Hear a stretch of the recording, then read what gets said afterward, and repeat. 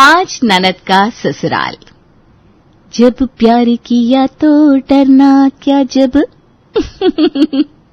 ना जी ना, ये सारी फिल्मी बातें हैं। जब असल जीवन में इससे इंसान रूबरू होता है तो डर से उसकी सिट्टी पिट्टी गुम हो जाती है, क्योंकि सिर्फ प्यार से तो जीवन चलता नहीं है ना। प्यार के बाद अगला पड़ाव होता है शादी, और शादी के बाद अगला पड़ाव होता है ससुराल। और ससुराल वो बला है जिसके बारे में सोचकर अच्छे से अच्छों की नींद उड़ जाती है। कैसे? चलिए देखते हैं। तुम जानती हो ना मैं तुमसे कितना प्यार करता हूँ, लेकिन इससे पहले कि मैं तुमसे शादी का वादा करूं और हम अपने आने वाली जिंदगी के सुंदर सपने देखें, मैं तुम्हें सच बताना चाहता हूँ। प्यार भी करते हो, लेकिन किंतु परंतु कहकर डरा भी रहे हो।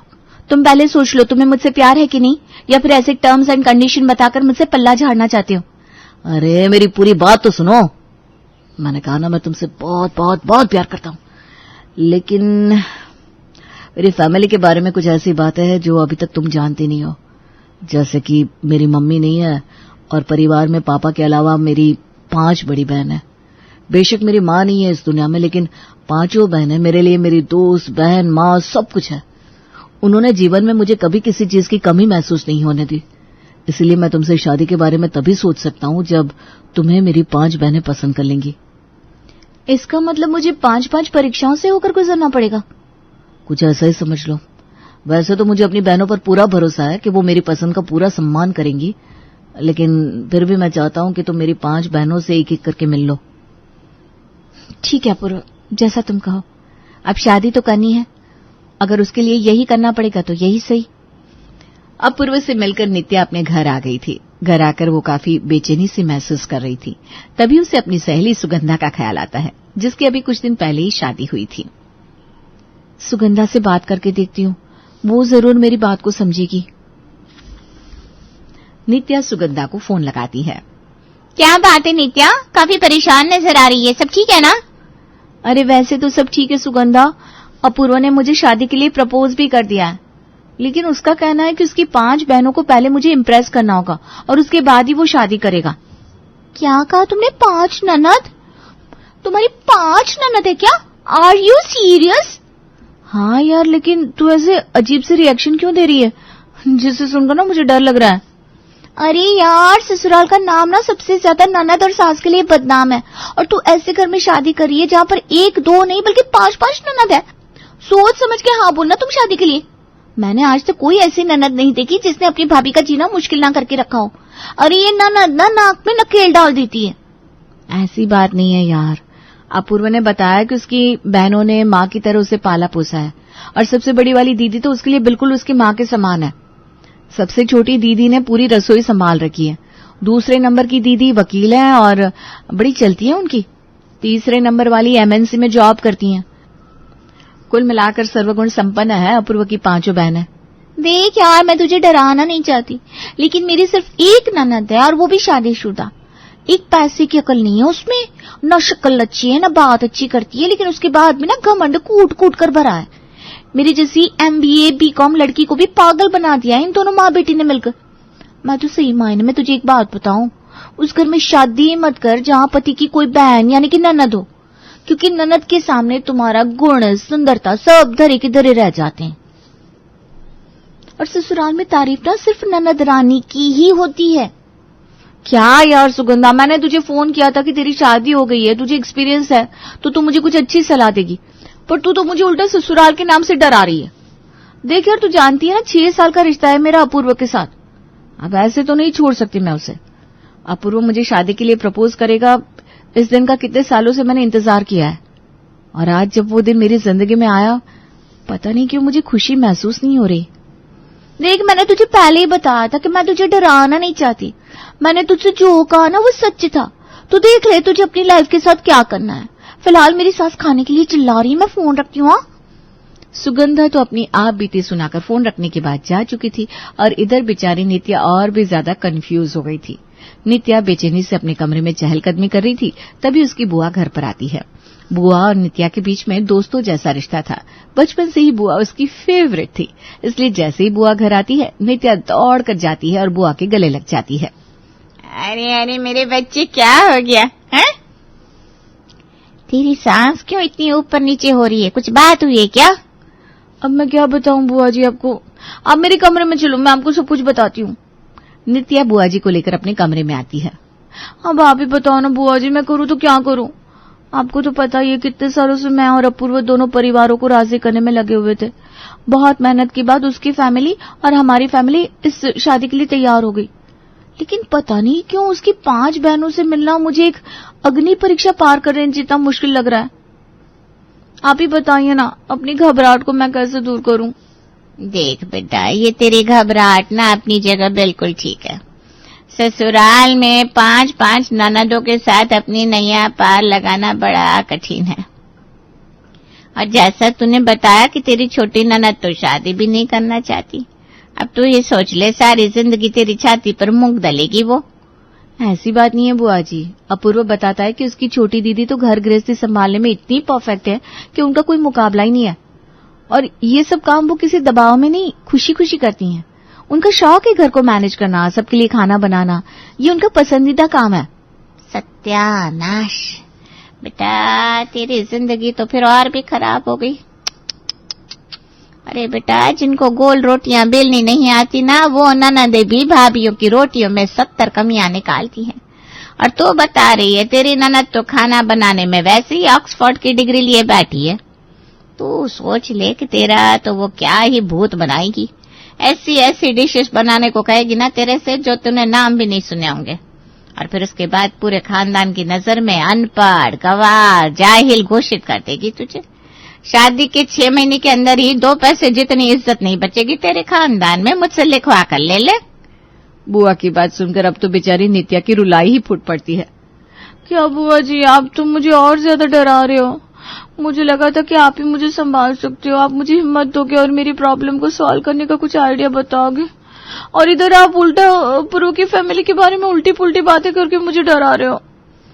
अरे तू मेरे बच्चे की तरह है, तेरा रिश्ता तोड़वा कर या तेरे कानों में कोई गलत बात भर के मुझे क्या फायदा होने वाला है? बता बेटा। है? मैं तो तुझसे वही बता रही हूँ जो दुनिया की रीत है। ये सर के बाल सफेद हो गए यही दुनियादारी देखते देखते। ये तो हर तीसरे घर की कहानी है। नित्या बुआ जी की बात सुनकर घबरा रही थी, तभी अपूर्व का फोन नित्या के पास आता है। नित्या, कल बड़ी दीदी के यहाँ चल रहे हैं हम लोग, सबसे पहले मैं तुम्हें उनसे ही मिलवाऊंगा। बुआ जी, अपूर्व का फोन था, वो कल अपनी सबसे बड़ी वाली दीदी से मिलवाने के लिए मुझे ले जा रहा है। देख ले बेटा, बड़ी है मतलब पक्का खड़ूस ही होगी, हक जमाएगी तेरे ऊपर। पाला उसने अपूर्व को है, लेकिन उसका हर जाना उम्र भर तुझे भरना पड़ेगा। बुआ की बातें सोच सोच कर नित्या अंदर ही अंदर बहुत घबराई हुई थी। अगले दिन अपूर्व नित्या कौशल्या दीदी के यहाँ पहुंचते हैं। नित्या ने देखा कि सामने एक लगभग 45 साल की महिला खड़ी हुई है, यानी कि दीदी अपूर्व से उम्र में लगभग 20 साल बड़ी थी। नित्या जाकर उनके पैर छूने लगती है। अरे नित्या, पैर नहीं, मैं उम्र और पद में तुमसे बड़ी जरूर हूँ, लेकिन तुम मेरे लिए भाभी नहीं, मेरी बेटी हो, और हमारे यहाँ बेटियों से पैर नहीं छुआए जाते। दीदी की बात सुनकर नित्या बिल्कुल हैरान थी। उसे तो यही लगा था कि शायद दीदी सास की तरह उसके ऊपर हुक्म चलाएंगी, उसे अजीब नजरों से देखेंगी और शायद उनके भाई को फंसा लेने का इल्जाम भी लगाएंगी। लेकिन दीदी तो इतनी प्यारी थी कि खुद नित्या को उनसे मिलकर बहुत अच्छा लगा। हमारी खुशनसीबी है नित्या कि तुम्हारे जैसी इतनी प्यारी सी लड़की हमारे भाई के जीवन में आने वाली है। अब मुझे बेसब्री से इंतजार है कि कब तुम दुल्हन बनकर हमारे घर आओगी। मेरा आशीर्वाद हमेशा तुम्हारे साथ है। वाह नित्या, दीदी ने तो तुम्हें पहली मीटिंग में ही पसंद कर लिया। बस इसी तरह एक एक करके सारी दीदियों से मिलकर सबको तुम्हें इम्प्रेस करना है। और देखो, मेरी इज्जत का सवाल है, किसी को भी ऐसा नहीं लगना चाहिए कि मैंने गलत लड़की पसंद कर लिया। 2 दिन बाद अपूर्व नित्या को अपनी दूसरी नंबर की बहन से मिलवाने के लिए ले जाता है। बड़ी वाली दीदी ने तो बहुत आसानी से मुझे स्वीकार कर लिया, लेकिन पता नहीं सुमित्रा दीदी मुझे देखकर कैसे रिएक्ट करेंगी। अपूर्व और नित्या सुमित्रा से मिलने के लिए कोर्ट पहुंच गए थे, जहां पर वो लॉ की प्रैक्टिस कर रही थी। सुमित्रा का लंबा चौड़ा शरीर और कोर्ट रूम में धाक देखकर नित्या थोड़ी नर्वस फील कर रही थी। दीदी, आप दोनों बात करो, मुझे ऑफिस जाना पड़ेगा, थोड़ा काम निकल आया है।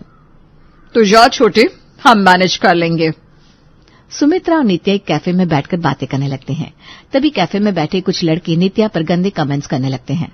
घबराओ नहीं, तुम मेरे साथ हो। दीदी अपनी बाजुओं को ऊपर सरकाकर उन लड़कों के पास जाती है और एक जोरदार तमाचा उसके कान पर रख देती है। तेरी हिम्मत कैसे हुई मुझे हाथ लगाने की? पता है कौन हूं मैं? तुझे पता है मैं कौन हूं? एडवोकेट सुमित्रा वशिष्ठ। थाने से लेकर अदालत तक किसी से भी पूछ लेना। अब तू चाहता है या लगाऊं दो और? दीदी की बात सुनकर वो लड़का वहां से चला गया। आप तो बहुत स्ट्रांग हो दीदी, आपसे मिलकर बहुत अच्छा लगा। अब मुझे समझ में आया क्यों अपूर्व कहता है कि उसकी दीदी अकेली मर्द है उनके घर की। सारे मैटर आप अकेले ही हैंडल कर लेती हो। सच में मैं ना आपकी जैसा ही बनना चाहती हूँ। मां के जाने के बाद दीदी और मुझ पर घर की जिम्मेदारी आ गई थी। पापा तो ऑफिस के लिए निकल जाते थे, उनके पास समय कहाँ था। दीदी ने सारे भाई बहनों को मां की तरह संभाला और मैंने मर्द की तरह पापा की प्रॉपर्टी, खेती बाड़ी, जमीन सबकी जिम्मेदारी अपने हाथ में ले ली। गांव में जमीन की देखभाल करते हुए ही पढ़ाई पूरी की, पहलवानी सीखी और फिर जब सब भाई बहन अपने पैरों पर खड़े हो गए तो दीदी के कहने पर मैंने शादी कर ली। लेकिन अभी भी घर के सारे फाइनेंशियल मैटर मैं ही देखती हूं। तुम्हें घबराने की जरूरत नहीं है। कभी भी कोई भी परेशानी हो बेझिझक मुझे याद करना। सुमित्रा दीदी के कहे शब्द नित्या को प्रभावित कर गए थे। कितनी सशक्त है दीदी, जितनी ताकतवर है उतनी ही सुलझी हुई भी। दीदी से मिलकर नित्या के मन की सारी उलझन दूर हो गई थी। उसी दिन शाम को नित्या शैलजा दीदी से मिलने जाती है, जो कि MBA करके एक MNC में नौकरी कर रही थी। शैलजा दीदी पक्का एटीट्यूड के साथ मिलेंगी मुझसे। वेस्टर्न ड्रेस और गॉगल्स लगाकर अपने एजुकेशन का रौब दिखाएंगी मुझे। लेकिन मुझे शांति से डील करना पड़ेगा। अपनी उधेड़-बुन में फंसकर नित्या जाकर PTC कंपनी के कैफेटेरिया में बैठ जाती है। तभी सामने से कॉटन की साड़ी पहनकर चश्मा ठीक करती शैलजा दीदी आकर वहां बैठ जाती है। अरे नित्या, तुम तो बिल्कुल गुड़िया जैसी हो। इस नालायक के चक्कर में कहां फंस गई? अभी भी समय है, कोई और देख लो। दीदी ये क्या कह रही हो आप? अब भूल गई आप मेरी दीदी हो? क्या आते ही भाई की बुराई करने लगी? चल हट, मैं तो आज से नित्या की दीदी हूँ। इतनी प्यारी पढ़ी लिखी लड़की कैसे तुझसे शादी के लिए तैयार हो गई? मैं तो यही सोचकर परेशान हूँ। दीदी की बात सुनकर नित्या खिलखिलाकर हंस पड़ती है। बस दीदी क्या करूं, अपूर्व ने फंसा लिया मीठी मीठी बातें करके। वैसे कोई अच्छा लड़का हो तो अभी भी मैं सोच सकती हूँ। अच्छा, नित्या की बच्ची? हाँ है ना। तुम एक ढूंढोगी 10 मिलेंगे, बस हुक्म करो, मैं लेकर आती हूँ तुम्हारे लिए लड़का। दीदी क्या अबे? नित्या को दीदी के साथ कंफर्टेबल होकर बातें करते देख अपूर्व को भी बहुत अच्छा लग रहा था। देख अपूर्व, मुझे तो ये बहुत पसंद है। बस मुझे डर इस बात का है कि इसकी याददाश्त वापस आ गई है और इसने तुझसे शादी के लिए मना कर दिया तो तेरा क्या होगा? अच्छा, अभी मैं चलती हूँ, तुम कल घर आ जाओ, मैं भी आती हूँ। दिव्या और सरिता से भी मुलाकात कर लेना। एक बार तुम सबके साथ मिलकर कंफर्टेबल हो जाओ, उसके बाद शादी की तारीख निकालते हैं। तुम देख नहीं रही हो हमारा भाई कितना उतावला हो रहा है। अब ज्यादा दिन शादी किए बिना ये रह नहीं पाएगा। दीदी की बात सुनकर इस बार तो नित्या शर्मा जाती है। चलो इसी बहाने ये भी पता चल गया कि तुम्हें शर्माना भी आता है। अपूर्व, लड़की बहुत कमाल की ढूंढ कर लाए हो तुम। शर्माना, मजाक करना, हंसना, बोलना सब कुछ आता है। बड़ों का सम्मान करना भी जानती है। सर्वगुण संपन्न है तुम्हारी नित्या। चलो ये अच्छा हुआ कि अब बस अंतिम चरण की परीक्षा ही बाकी है। बस छोटी दीदियां मुझे पसंद कर ले, फिर तो हमारी शादी को कोई नहीं रोक सकेगा। छोटी ननद दिव्या और सरिता से मिलने की डेट भी फिक्स हो जाती है और फिर नित्या उनसे मिलने के लिए अपूर्व के घर पहुंचती है। नित्या तुम बैठो, चाय नाश्ता करो, तब तक दिव्या दीदी मंदिर से आती होंगी। उनका पूजा पाठ में ना बहुत मन लगता है। अभी भी वो मंदिर गई हुई है, कुछ देर में लौटती होंगी। लो, मुसीबत हो गई। वो पूजा पाठ वाली और मैं तो मंदिर में कभी दीपक भी नहीं जलाती। दिव्या कुछ ही देर में मंदिर से लौट आती है। अरे ज्यादा देर इंतजार तो नहीं करना पड़ा ना तुम्हें नित्या? वो क्या है ना, मैं सोमवार का उपवास रखती हूँ, बस इसीलिए मंदिर जाना थोड़ा जरूरी था। उपवास वगैरह तो तुम्हारे यहाँ भी रखा जाता होगा ना? वैसे दीदी मैं फास्ट रखती तो नहीं हूँ, लेकिन सोच रही हूँ शादी के बाद रखना शुरू कर दूंगी। धीरे धीरे सीखना पड़ेगा ना सब कुछ। अभी तक तो पूजा पाठ उपवास वगैरह मम्मी ही करती है। कोई जरूरी थोड़ी ना है कि तुम्हारी शादी हो जाएगी तो तुम्हें उपवास रखना ही रखना है। ये तो अपने अपने मन की श्रद्धा की बात है। और वैसे भी तुम जॉब करती हो, 10 घंटे घर से बाहर रहती हो, उपवास करोगी और कहीं ऑफिस में चक्कर वक्कर खाकर गिर गई तो क्या होगा, है? और वैसे भी ना खाली पेट रहने से काम पर तो असर पड़ता ही है। भक्ति अपनी जगह है, काम अपनी जगह। सरिता दीदी, इससे पहले कि आप मुझसे रसोई के बारे में सवाल पूछें, मैं आपको बताना चाहती हूँ कि मुझे ना बहुत अच्छा खाना बनाना नहीं आता। बस पेट भरने लायक सब्जी, रोटी, दाल चावल बना लेती हूँ।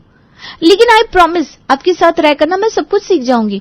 मुझे अपूर्व ने बताया कि आपको एक से बढ़कर एक खाना बनाना आता है और इतने सालों से आपने ही घर की रसोई संभाली हुई है और आप चाहती हैं कि कोई आप ही की तरह खाना बनाने वाली आए तो आप अपना काम उसे सौंपकर आराम फरमाओ। अच्छा, जरा इधर तो अपूर्व, क्यों ये सब कहकर डरा रहा है तू उसे? और तू भी इसकी बातों में आ गई। अरे भाई, मुझसे या हम बहनों में से किसी से भी घबराने की तुम्हें कोई जरूरत नहीं है। हाँ, इतने सालों से घर की जिम्मेदारी मैं संभाल रही हूँ, लेकिन वो मेरी अपनी चॉइस है। मैं MA BEd हूँ, लेकिन मुझे नौकरी करना पसंद नहीं। मुझे घर पर रहकर घर संभालना अच्छा लगता है, इसीलिए मैंने शादी नहीं की। और मैंने कसम खाई थी कि जब तक अपूर्व की शादी नहीं हो जाती मैं अपनी लाइफ में सेटल नहीं होंगी, शादी नहीं करूंगी। सरिता घर संभाल रही थी तो मैंने पूजा पाठ में मन लगाना शुरू कर दिया। आप सभी ने इस परिवार और अपूर्व के लिए बहुत कुछ किया है दीदी। इतने त्याग किया आप लोगों ने सिर्फ इसलिए ताकि अपूर्व को अच्छा जीवन मिले। आप पांचों से मिलने के बाद मेरी ननदों के बारे में जो सोच थी ना, वो बदल गई है। जरूरी नहीं कि हमेशा बेटे ही खानदान का नाम रोशन करें, आगे लेकर जाए। जहां आपकी जैसी बेटियां होंगी वो घर हमेशा आबाद रहेगा। मैं इस घर में बहू बनकर आ जाऊंगी तब भी इस घर पर सबसे पहला अधिकार आप पांचों का ही रहेगा। आप इस घर के मजबूत पिलर हो, आपके बिना ये घर घर नहीं रहेगा। नित्या को अपनी गलती समझ में आ गई थी। ननद हमेशा कुछ लेने के लिए या घर बिगाड़ने के लिए नहीं होती। कुछ घरों की नींव ननद के कारण ही सलामत रहती है और आज उसने इस बात को खुद महसूस कर लिया था। लोगों की बातों की परवाह किए बिना खुले दिल से नित्या ने अपूर्व और उसकी पांचों बहनों को स्वीकार कर लिया था।